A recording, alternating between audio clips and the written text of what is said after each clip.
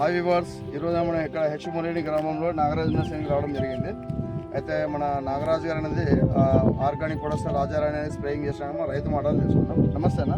నమస్తే సార్. అన్న, మీరు ఏ స్ప్రేయింగ్ చేసినారు ఇప్పుడు దాకా? రాజారాణి కొట్టినా సార్. ఫస్ట్ స్ప్రేయింగ్ ఏం కొట్టినారు?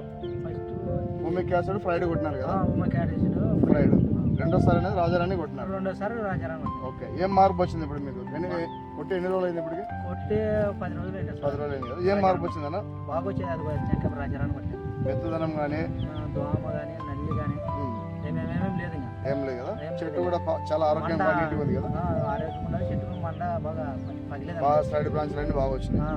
ఒకసారి ఇక్కడ రైతులు గమనించినట్లయితే మన అన్న అనేది ఇక్కడ రాజారాణి కొట్టడం వల్ల ఇక్కడ సేన్లు అనేది చూడొచ్చు. మనకి ఎక్కడ కూడా తెల్లదోమ, పచ్చదోమ, నల్లి, పురుగు అనేది ఎక్కడ లేదు. ఏం లేదు. తర్వాత ఆకు కూడా మనకు చాలా నీట్గా ఎక్కడ అనేది మనకు జీడ ఇట్లాంటి ఏం లేక సుడి కూడా చాలా అద్భుతంగా నీట్గా వస్తుంది.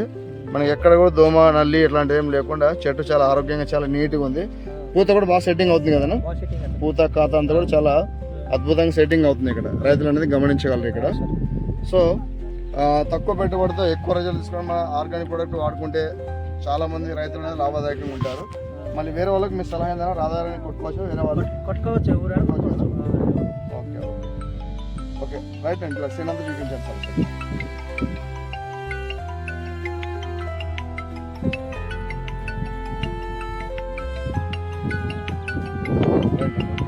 ఓకే.